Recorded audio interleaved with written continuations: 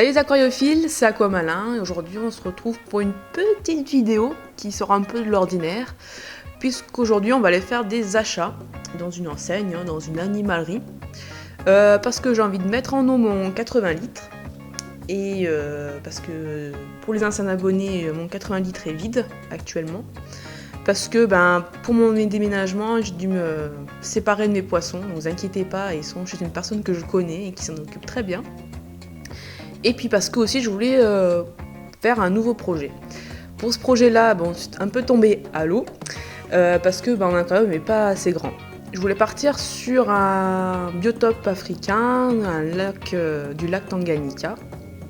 Le lac Tanganyika est en Afrique, c'est l'un des plus grands lacs, c'est le deuxième plus grand lac en Afrique après le lac de Victoria. Et les cyclidés là-bas, il y en a des assez jolis et j'avais trouvé des espèces sympathiques, autant au niveau de la morphologie des couleurs que leur mode de vie. Mais le problème c'est qu'il faut un minimum 120 litres et que moi je suis entre 80 et 90 litres. Donc pour éviter de prendre des poissons juste pour le plaisir et leur proposer un espace pas trop adapté, je préfère pas. Donc on va rester quand même dans les cyclidés mais d'Amérique du Sud et rester dans un biotope amazonien. Alors pour un biotope amazonien il faudra du substrat pour avoir une bonne croissance des plantes, un sol et puis du CO2. Alors pour les espèces que j'ai choisies, il faudra pas mal de plantes parce que ces espèces aiment un volume, un biotope assez fourni. Alors, j'ai fait mes calculs et pour le substrat, vu que j'ai 80 de façade, 30 de largeur et je voudrais 6 cm de substrat, il me faudra à peu près 15 litres de substrat. Et pour le sol, j'ai fait le même calcul avec 4 cm d'épaisseur, il me faudra à peu près 10 litres d'épaisseur de sol. Qu'est-ce que je raconte 10 litres de sol pour 4 cm d'épaisseur. On va y arriver.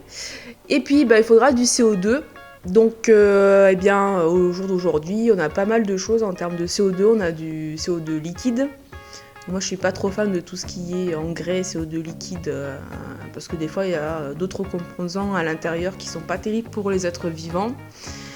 On a du CO2 en pression, donc ça vous connaissez sous forme de bouteille, donc c'est assez cher même si c'est très efficace. Et puis on a le CO2 artisanal. Qui à l'inverse est très économique, mais moi je crains un petit peu parce qu'on ne peut pas trop vérifier la concentration, la diffusion du CO2 dans l'aquarium, même si on a des robinets, des cloches, etc. Je vais aussi acheter de la tourbe pour mettre dans les compartiments de mon filtre pour baisser le pH. Il me faut une eau un peu plus acide que la normale, en sachant qu'un pH 7 c'est neutre, un pH au-dessus de 7 c'est une eau dure, et pour un pH en dessous de 7 c'est plus acide. Moi les espèces ont besoin d'un pH entre 6 et 7. Voilà, donc on va acheter de la tourbe pour baisser ce pH. Ensuite, ce qu'on va faire c'est que je vais me préparer, on va y aller. Je vais pas forcément filmer là-bas parce que je les ai pas prévenus, j'ai eu l'idée là ce matin. Donc on va y aller comme ça, puis on se retrouvera après pour faire un petit débrief de ce que j'ai pris. Après pour le CO2, si jamais il y a des promos ou des kits intéressants, je verrai sur place ce que je peux prendre, sachant que j'ai un budget, donc on verra bien. Voilà, écoutez, après pour la mise en eau de l'aquarium, je pense que ça sera la semaine prochaine ou au plus tard dans 2 semaines. Le temps que j'ai tout, en fait, tous les accessoires, les sols, les plantes, etc. Après en termes d'éclairage, de chauffage et de pompe, j'ai tout ce qu'il faut et c'est du matériel qui est assez récent, donc je vais garder ça et c'est même très bien par rapport à ce que je vais faire. Donc voilà, on se retrouve juste après pour faire un peu la conclusion et des achats. On se retrouve juste après. Allez, à toutes.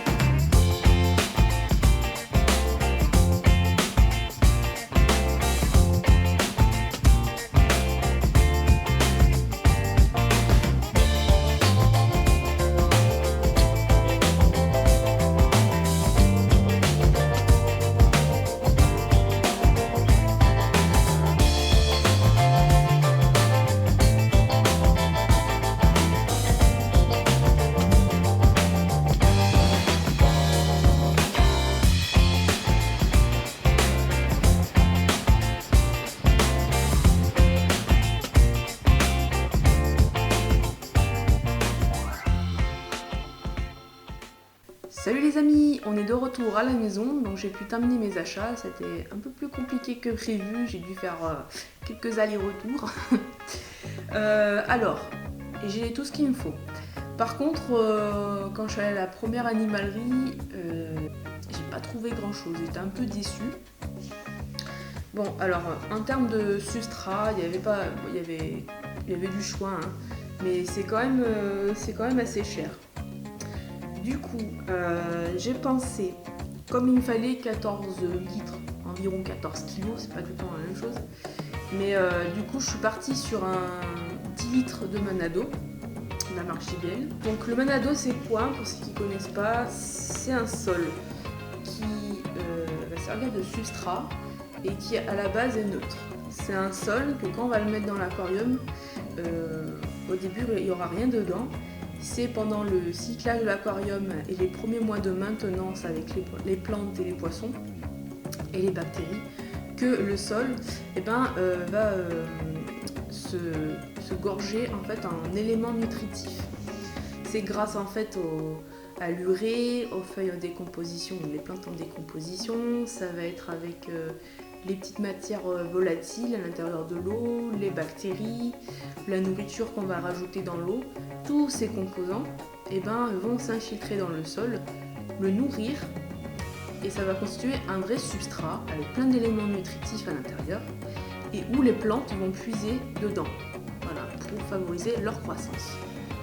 Donc j'ai pris 10 litres et pour compléter le reste, je suis partie sur un sol qui lui a déjà des éléments nutritifs. Donc j'ai pris un petit seau de sol spécial aquarium plante de marque Neptus et dedans il y a déjà pas mal de choses.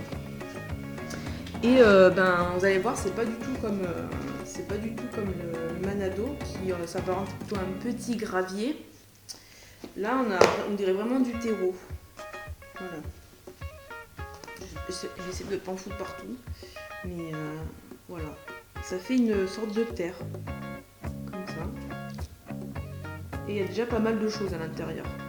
Donc j'ai mélangé les deux pour faire déjà quelque chose qui soit prêt à l'emploi, pour faciliter le cyclage et puis la pousse des plantes durant les premières semaines.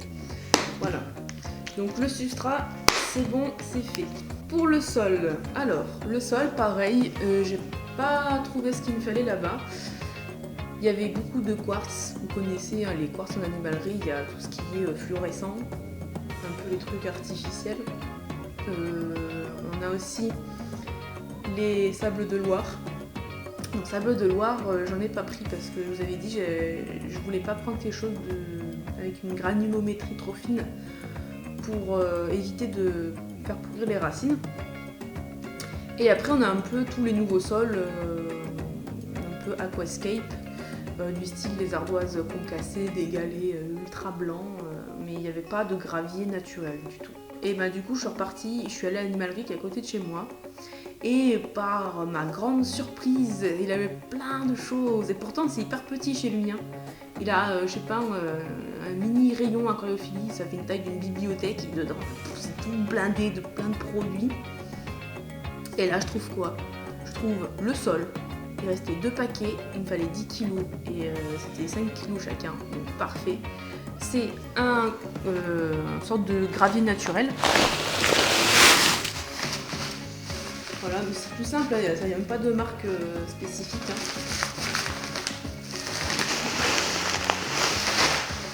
Et voilà, c'est un gravier naturel, typique de gravier qu'on retrouve dans les lits de rivière.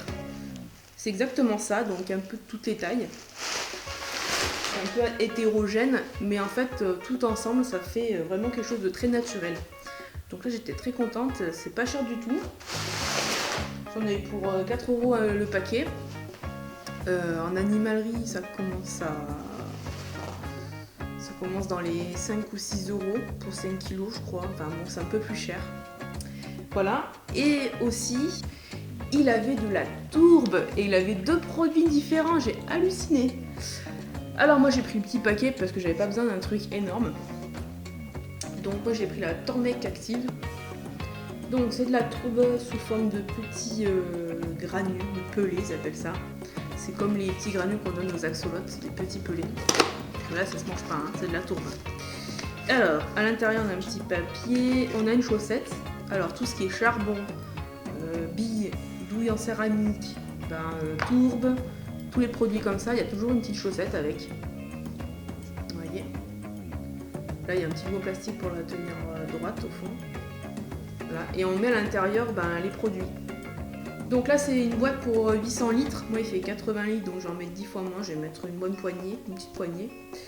Et ça se met entre deux masses filtrantes, ça peut être de la ouate, ça peut être de la mousse.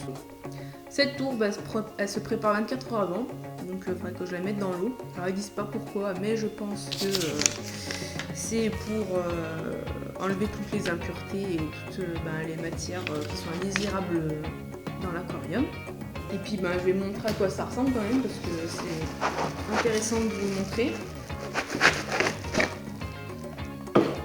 Voilà, donc ça fait vraiment des granules comme ça. Je sais pas si vous voyez bien. Et puis ça du coup il faut le mettre dans la chaussette. Donc avant il faut le faire, je le fais tomber, hop. Il faut le laisser baigner pendant 24 heures et après on le met dans la chaussette et on le place dans la pompe. Alors à quoi ça sert la tourbe? Comme je vous expliquais tout à l'heure, mais je vous le explique rapidement, c'est pour faire baisser le pH, pour avoir une eau plus acide ou plus neutre si jamais elle est trop dure. La tourbe va agir en premier lieu sur le KH, qui est la dureté carbonatée, et il faut agir sur le KH pour faire diminuer le pH. Donc si on arrive à diminuer le KH, on va arriver à diminuer le pH. Voilà, tout simplement. Et moi j'ai besoin d'un pH de 6-7, c'est le grand max. Donc je vais en avoir besoin. Pour tout vous dire. Voilà, je crois que c'est bon. Du coup j'ai pas les plantes, vous avez bien vu. Ce que je vais faire, c'est que je ferai une prochaine vidéo où je ferai une commande en ligne. Parce qu'en animalerie, je trouve pas toujours ce qu'il me faut. Donc on fera une vidéo en ligne, on fera un achat de plantes et on fera un unboxing pour vous montrer un peu comment ça fonctionne, comment c'est livré, avec quoi, et vous présenter des plantes et voilà. Et après on fera la vidéo installation, bien entendu. Vous avez pu remarquer également que je n'ai pas trouvé de kit CO2 ni dans la première animalerie ni dans la deuxième. Donc j'ai décidé de prendre un kit sur internet. Je connais pas mal de sites où il y a quelques promotions, donc je pense que je vais en profiter d'ici les quelques jours qui arrivent. Ce qu'on fera, quand je l'aurai reçu, on fera un petit unboxing et puis on regardera ensemble comment on l'installe et comment il fonctionne. Voilà les amis, j'espère que cette petite vidéo vous aura plu. C'était très simple, c'était une vidéo achat, un peu comme un vlog. N'hésitez pas à commenter sous la vidéo, à vous abonner si ce n'est pas déjà fait. Et puis m'ajouter sur Facebook et Instagram. Puis je vous dis à très bientôt sur la chaîne. Des bisous!